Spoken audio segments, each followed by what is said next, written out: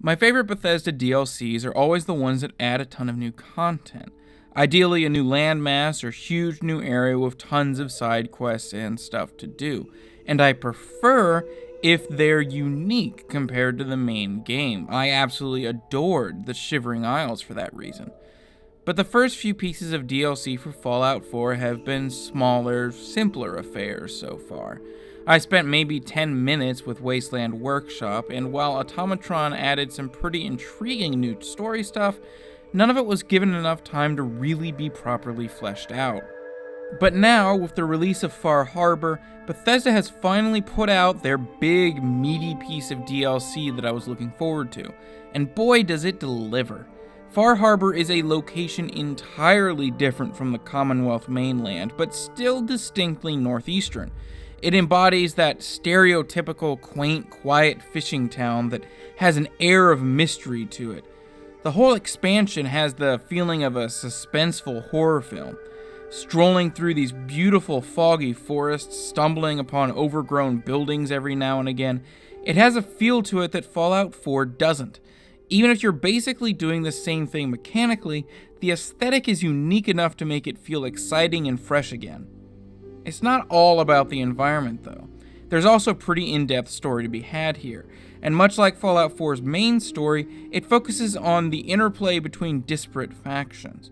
2 of the 3 groups in Far Harbor are brand new, but the third and final faction are the Children of Adam, who are being fleshed out here to a level they have never been fleshed out before. It's basically exactly what I would hope for in an expansion to Fallout 4, building on the ideas that already exist and expanding familiar lore, while simultaneously introducing new concepts and characters, even a brand new companion with his own unique story to explore. Of course, it wouldn't be a new Bethesda expansion if it didn't also include a few new mechanics here and there. Far Harbor adds a new settlement defense mechanic involving repairing devices that keep the island's fog at bay. But far more interestingly, it also introduces a surprisingly well-done hacking minigame built around the settlement building mechanism. A sort of puzzle game, tower defense Minecraft hybrid that's way better than something tacked onto an existing, completely unrelated system really has any right to be.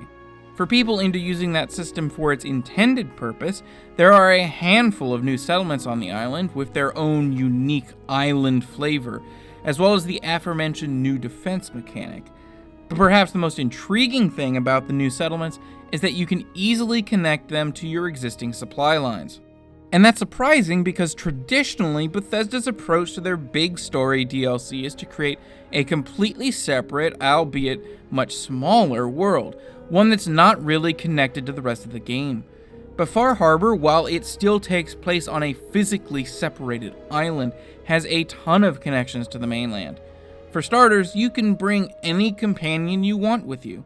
Nick Valentine does have specific links to parts of the DLC, and I would highly recommend bringing him along, but if you just want to bring Dogmeat, the game will absolutely let you do that. There are even links to the main game's existing factions, giving you new opportunities to interact with those groups and exploring how they react to the knowledge of what's happening on the island. But even completely ignoring that connective tissue, there's a ton of new stuff to do on the island itself. Often I would feel like I was really chewing through what Far Harbor had to offer just to stumble upon another quest hub with a bunch of new quests or a fascinating new location within the world.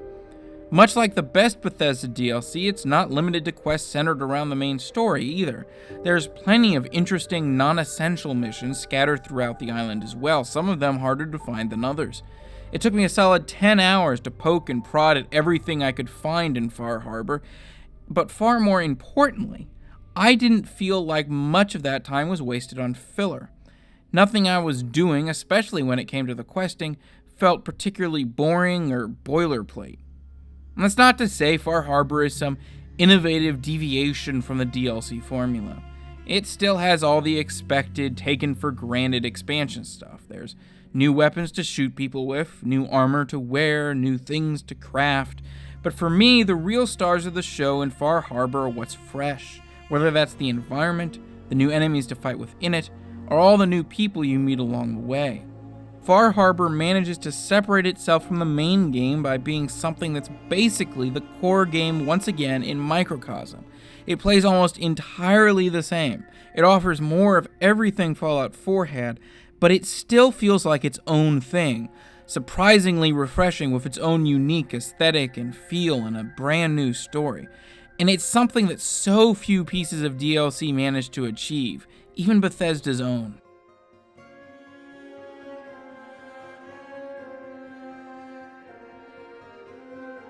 Hey there, if you enjoyed this review, maybe you'll enjoy some of the other stuff I do on my channel. Every Monday, I review a retro game in a modern context. I see if it's still worth your time to play today. And then, every Friday, I review a game that a lot of people have missed, a game that was ignored when it came out or has been forgotten since. If either of those things appeal to you, be sure to subscribe so you can see my latest videos. If you really liked this review, though, be sure to hit that like button, and thanks for watching.